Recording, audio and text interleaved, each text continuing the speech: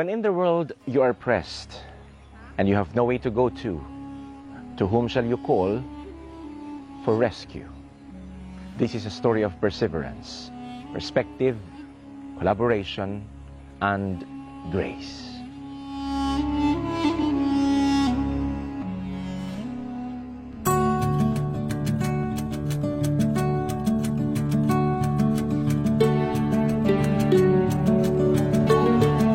Kanhi bahin sa Barangay Andap ang Manurigaw, New Bataan, Homban. Pero tungod buot sa mga tao dinhi, nga mas daghang kalambuan ang maabot kanila, nagkasabot sila nga musiak gikan sa mother barangay o nga mamahimo silang separate barangay.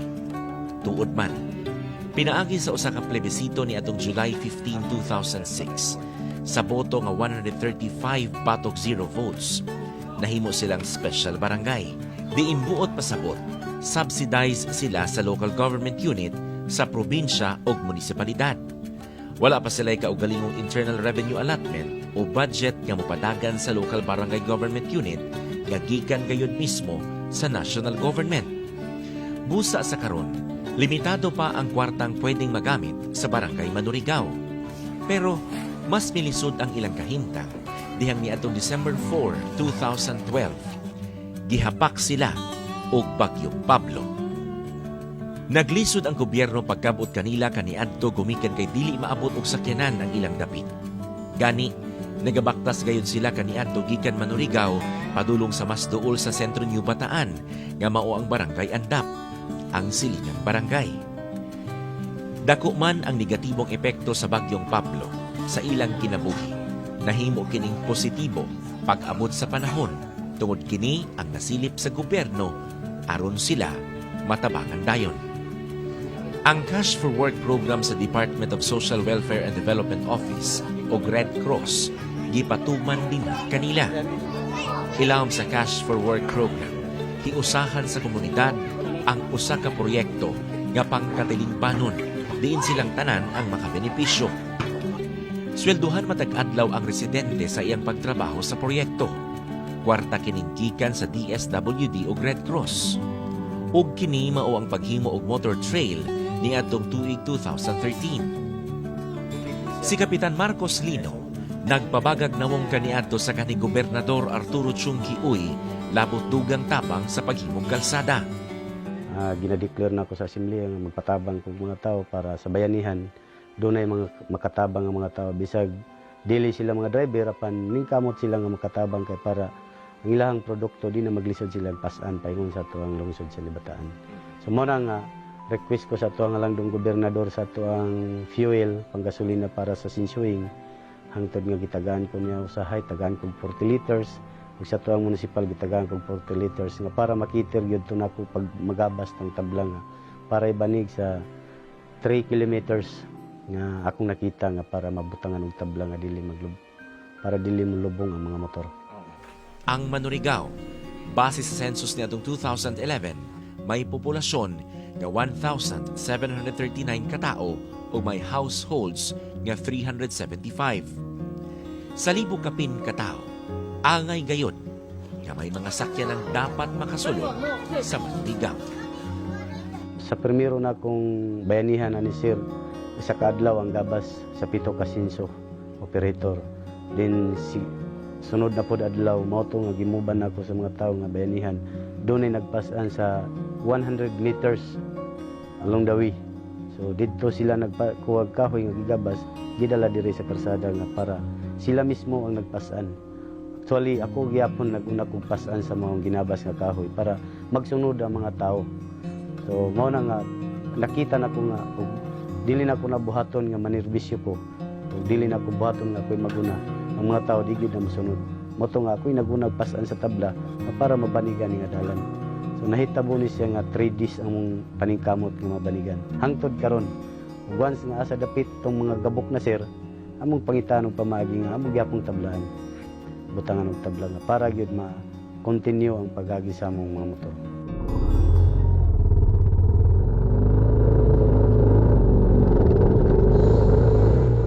Human sa akong coverage sa usa pa ka documentary, duyog sa akong team, nipahawa na kami dinhi sa Manurigaw. bulan kapin sir ang among trabaho. Actually dili kayo siya sir straight ang among trabaho. Dili kada semana dunay isa ka adlaw nga bayanihan. Kay dili man pud na nimo straight nga trabaho kay ang mga tao mangita pa man gyud nagpersonal trabaho nila sa ilang personal nga uma aron makatrabaho sila pagka Sabado mao na ang akong ginadeclare sa ilaha nga diha ta magbayanihan nga adlaw kay para safe na ang inyong mga personal nga panginahanglan sa inyong uma. Sila rin pagkaon sa sarili ko magbayani. Dili sir nag-request ko sa atong probinsya. Gitagaan ko ni Gob papagubog bugas, gitagaan ko ni papagubog lansa nails nga para gyud magamit namo o diha sa atong municipal dunay counterpart pa niya nails o mga canned goods.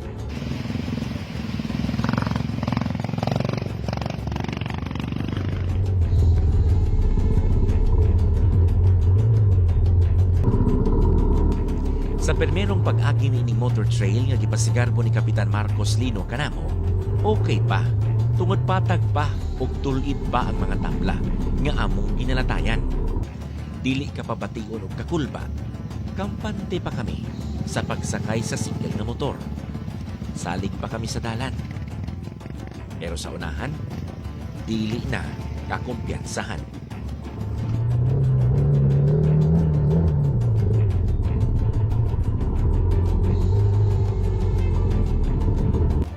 Kinahanglang muhunong og manukad og tarong ang rider sa motor aron dili matumba.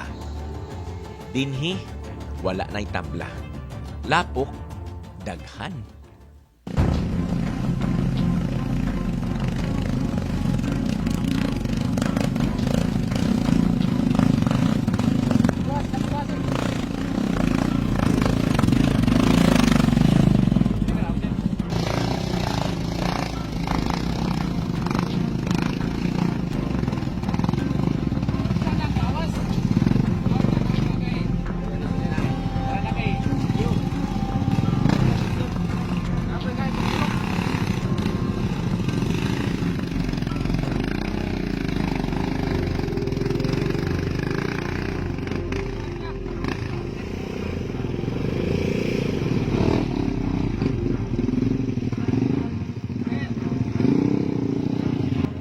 Kahibulungan.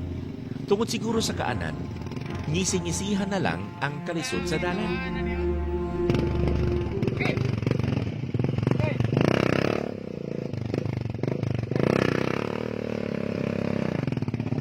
Angay gayod nga maghinulatay, aron kung may malubong nga likid, may makatulak pa.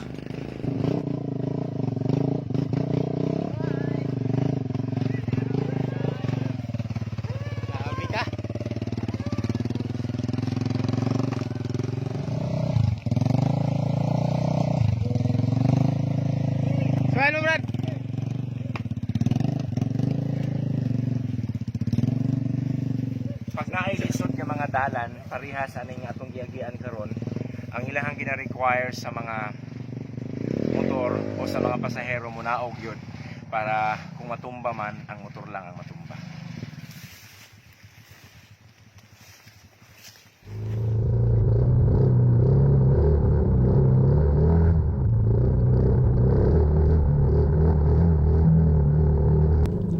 Dinhing dapita, sa gunso na ang pasaka sa dalan, lisod na gyud kining sakyan og pasahero. Samtang ang mga motor nga among gisakyan nagdagan, kami nagbaktas na.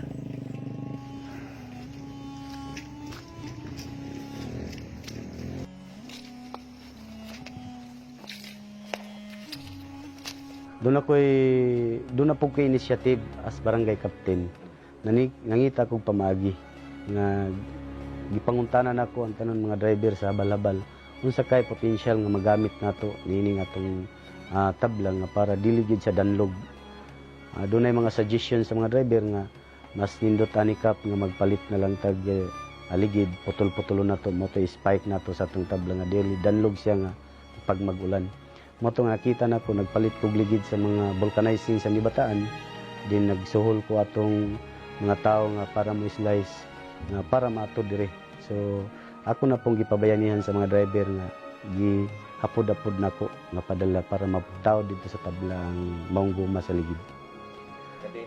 Ang kadina sir, kadtong mga reject nga kadina, amo gyapon gipalit dito sa Bakalan nga per kilo siya nga 7 ang per kilo.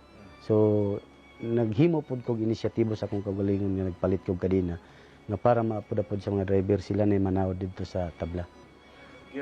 Gitadtad na ko sa Sinso. Ang Sinso may nagtadtad ato nga para masamad sa Maransya nga dili siya danlog pag-agi sa motor. Sa unahan sa maong kalsada, nangatanggong na ang motor. Tungod lahom na kaayo ang libaong. Masukod na usab ang bayanihan spirit Bangon ninyo. sa among mga rider. Sige. Ang taon? Siya pa maagi. Ungaton amo kay perting laluman na ni. Oh, abanti sa abanti. Kini. Ay, isa. Oh.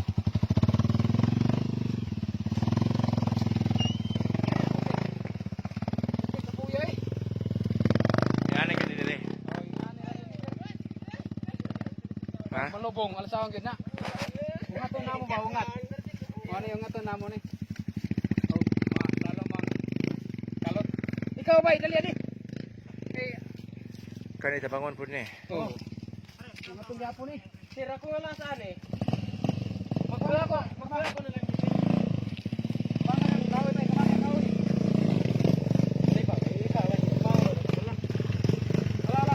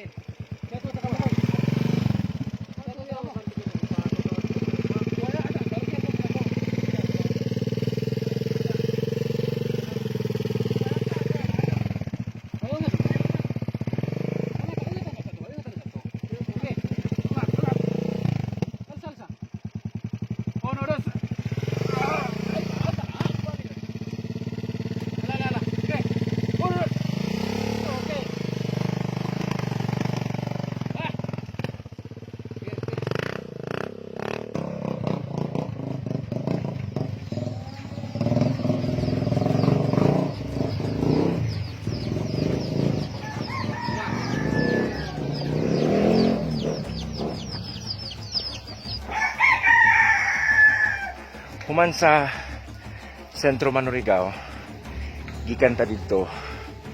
Ang unang sitio nga itong naabot, o kining sitio Tagima. Gikan din padulong sa unahan, pabalik dito sa highway. Naapaday mas lisod nga dalan nga ato sa Kubangon. Nakapaniud tumi dinhi sa Tagima.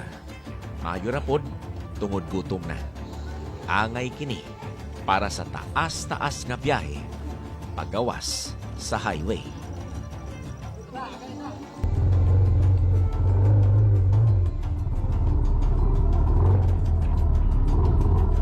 Sa unang panahon nga wala pa'y tabla, nagreklamo gid ang mga driver. Halos isa kadlaw sir nga dili kahom sa barangay tungod sa tinulakay, tungod sa ilang kalisod usahay mga daot ang motor malayning siya, tungod anang malawom ng yuta hangtod nga magsigi sila tuyok ang ligid malawom yung dyan na. So sa pagkakaroon nga doon ay tabla, bisag magulan, wapo na kayong padagan sa mga driver. Normal ka na matagat ang ligid sa daplin sa tabla, alsaw nang lagbalik para padayon ng lagdagan. Daghan na akong agian nga mga dalan sa mga bukid sulod sa akong 15 years sa broadcast journalism. Lisod po ang uban nga akong naagian. Pero dihang nagkaagi ako, dinhi aning dalana. Makasulti gayud akong pinasay usab ang kalisod ni ini. Magpanggunit gayud ako sa akong rider. Dili mawala na ako ang kabalaka. Nga basin, madalin as ang among motor tungod sa kadanlog sa tablang gilatayan. Samot akong nakulbaan, dihang muagi na kami sa usa ka tulay.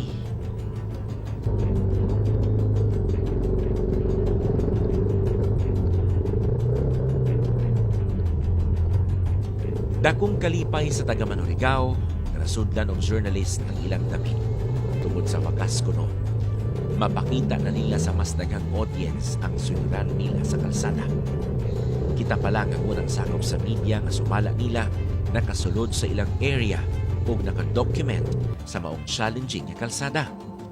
Gani, mas lisod pa ang dalan kaniadto itandi sa akong naagian karon. Dugay silang nag-ampo na unta mapatayag sa telebisyon ang ilang kahimtang aron daling maaksyonan sa national government.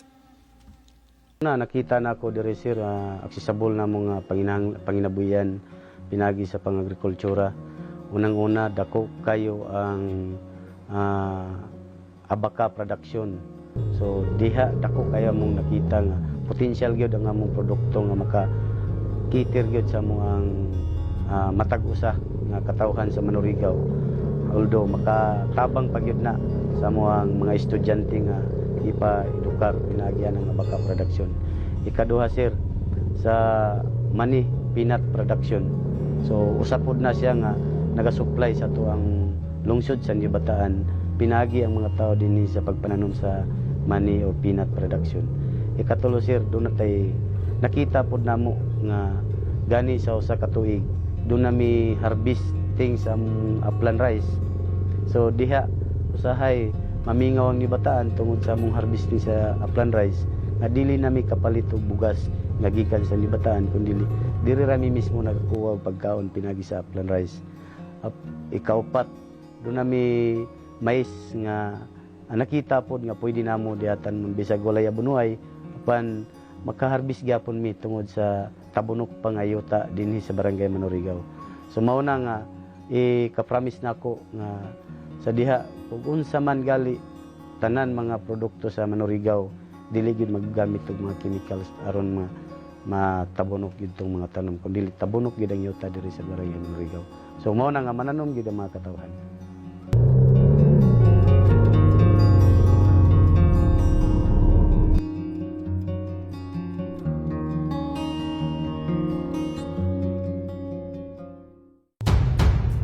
Mas mipakulba kanamo ang dalan.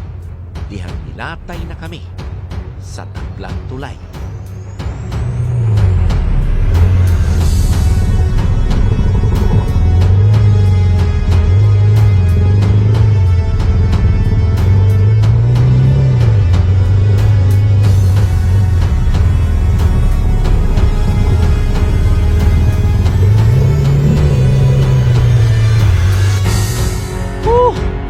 Pagkakulba, hinam na lang gayod sa among naagian.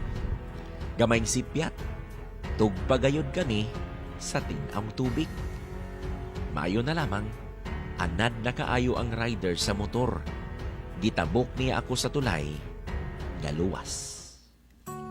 Nakadungog ko og reklamo sa mga barangay officials dito nga daghang mga bata nga wala makaskwela, wala makaproceed og high school tungod kay ang high school nila dito wa pa matukod og moadto pa sila og poblasyon which is 7 hours away kung ilang lakwon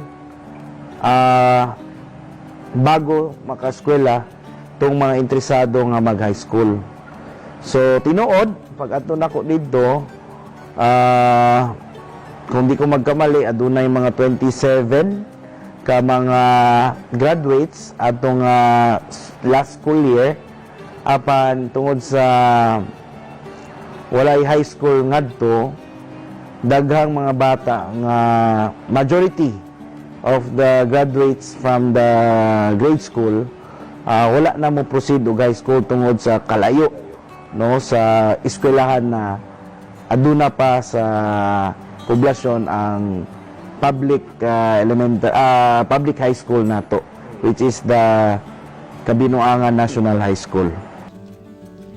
Dihang Provincial Board Member pa si Compostela Valley Governor J.V. Tyron Uy, iyang naabot ang Manurigaw sayo sa tuig 2015. Siya ang pinakaunang opisyal sa probinsya nga nakatunob sa pinakalayong barangay sa New Bataan. Siya man nakaagi-usab ni mga dalan nga naagian sa akong team. Siya man miagi usab og kahadlok ilabi na nga siya dunay fear of heights. At least, taong gobyerno gayud mismo ang unang nakasinati sa layong dapit nga kaniadto na himong yak-anan sa mga rebelding New People's Army. Gani, doon na mga anniversary celebration sa NPA nga gipahigayon sa Manurigaw. Mibakta si Governor J.V. Tyrone Uy sa mga panahong lisod ng sakyan ang motor. Og sa Manurigaw, siya nakisama sa mga tao. Mikaon o banila, nakigdula o banila, nakighinamit, nakisimpatya. Sa Manurigaw, mas mipatidlo matod pa ang iyang pagsabot sa pulong serbisyo. My dream for Manurigaw is for Manurigaw to be a eco-agri-tourist destination, since aduna po'y pinaka-nindot ug pinaka-grandiose and majestic na waterfalls na nabutang dito o gibutang sa atong Ginoo, na ginatawag na Malumagpak Falls. Oops!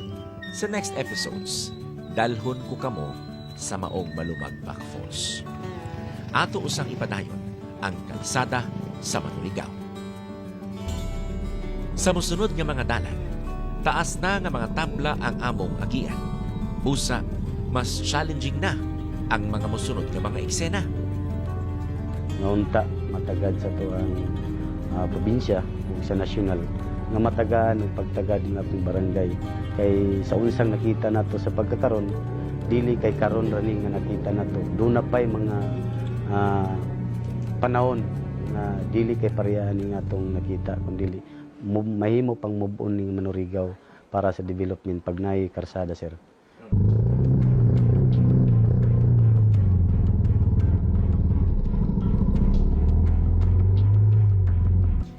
Ikaw ba naman ang matumba sa imong pagmaneho? Pagkapangayo kag yun og tabang kanunay sa lokal nga kagamhanan. Hinuon, wala man ang unsa si Kapitan Marcos. Nakapadayon gihapon siya dagan. Sa among pagpadayon sa unahan, abi namong si Kapitan Marcos lang ang matumba.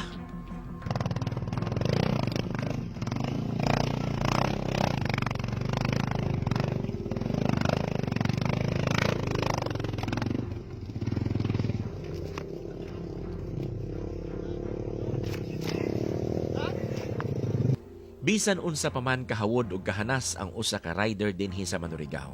Basta ulan ug danlog ang kalsada, walay maayong tao. Ilabi pa, nga kahoy ang ilang gilatayan, nga kung mahilis ang gaspang nga bahin niini, samot kining danlog. Pero sa kada sukamod, sa kada tumba, samtang may tiil pang ikabarog, mubarog gayod. Sige, unsa nung dala to natumbangan ta? Goy ka. Slide sir kay tango kang kuan tabla. Bisag na ikuan? Kadin na. Pasak mong gut. Among lapok sa cancer kana sir. So, sige himo nimo para di ta matarong atong pagkatumba. Kuno lang sir mo.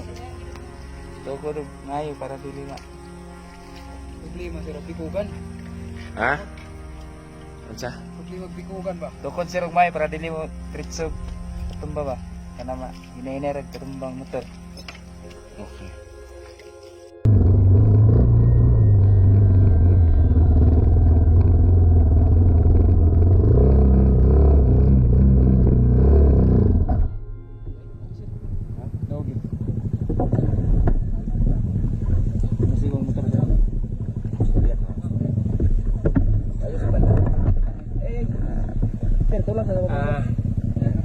Kini nga dapit medyo lisod-lisod ang kining among kaibigan. Makita nato nga medyo piot kaayo ang agianan sa ligid. Busa kinahanglan daugan sa pasahero. Labi na kung naay wings. Mabangil sa aning duha ka bahin din sa mga dalan. So ang buhaton sa driver kung kinsa nagsunod sa iyaha, hakwaton itulak para makalahutay sa ibabaw. So mao na nga akong ang yun natong probinsya unta nga masumpayan nga mawala karon ang pag lisod sa mga driver o lisod pod sa mga transformation sa mga produkto paingon sa tuwang municipal of Bataan.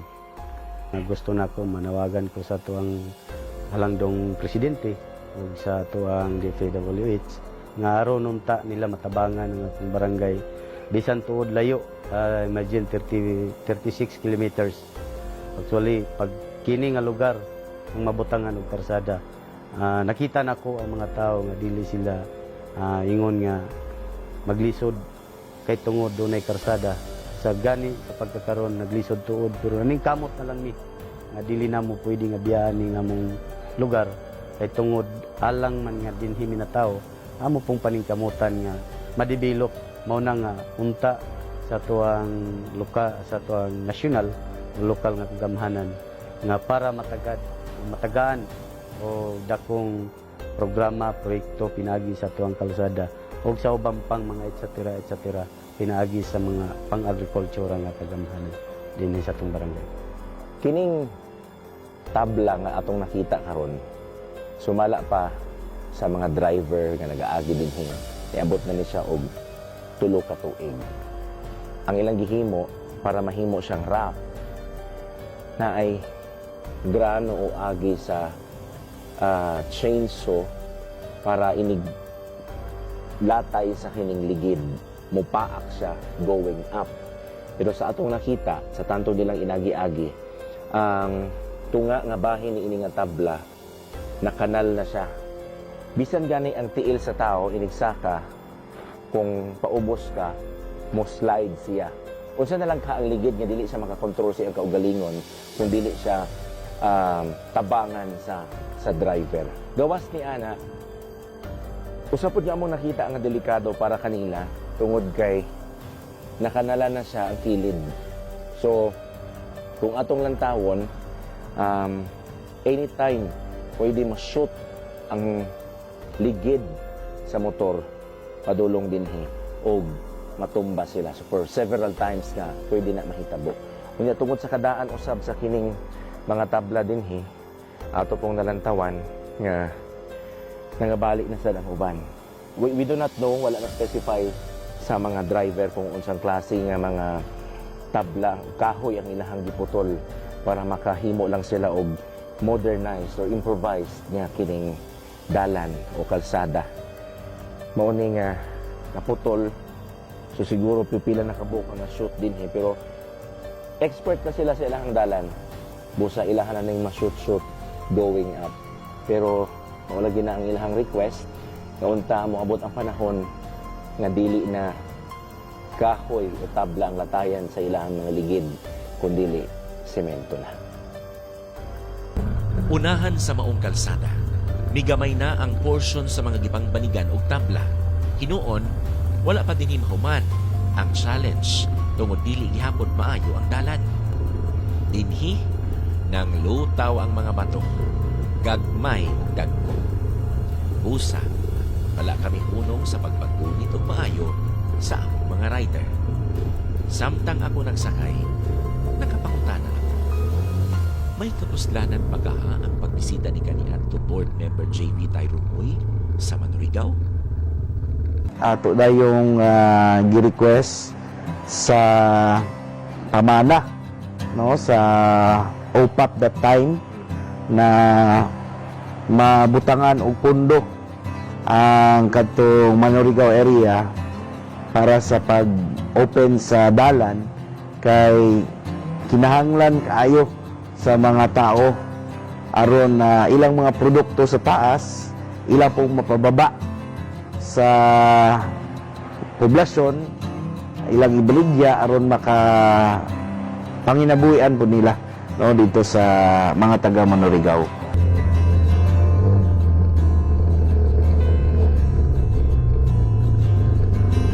So 2016 nag-invest ang pamana program dito under sa OPAP og 300 million para sa pag-open sa road no sa pagpalapad sa dalan padulong sa Tubod area. Kanang Tubod area, that's the highest peak, no? Area diha sa padulong sa Manurigaw. Human sa makuyang mga tanan, masinating na ang resulta sa 300 million pesos na budget gikan sa national government. Ang 27 kilometers nga naapling kalsada. Ang kalsada nga pinaagi sa grasya sa Dios musumpay sa sitio Tigbawan sa Barangay Binondo sa Paganga, Davao Oriental. Taliwala sa mga tabla, may lapad nga hawang kalsada ang kanunay nagpaabot sa taga Manurigaw nga ilang maagian.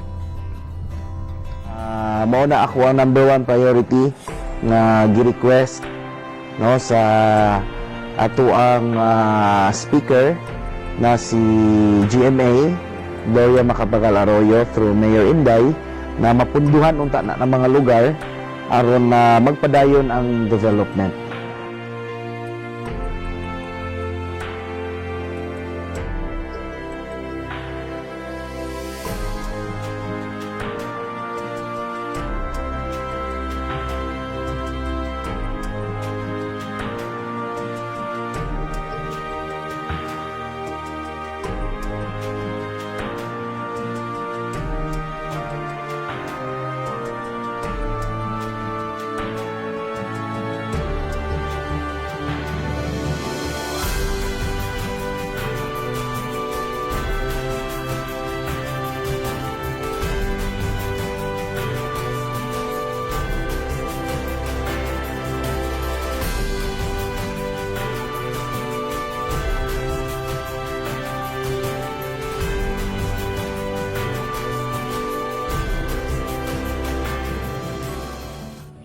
Indeed, there are positive thoughts and ways in every difficult situation. We just have to believe in God and in ourselves. Our salute to the collaboration of the people in Manurigaw, New Bataan, Compostela Valley Province. Friends, thank you for watching this story. To God be all the glory. Please like my Facebook page and please subscribe to my YouTube channel and send us a message to the email address flashed on your screen. This is John Paul Siniel. We listen, we tell, we inspire. This is iDocu.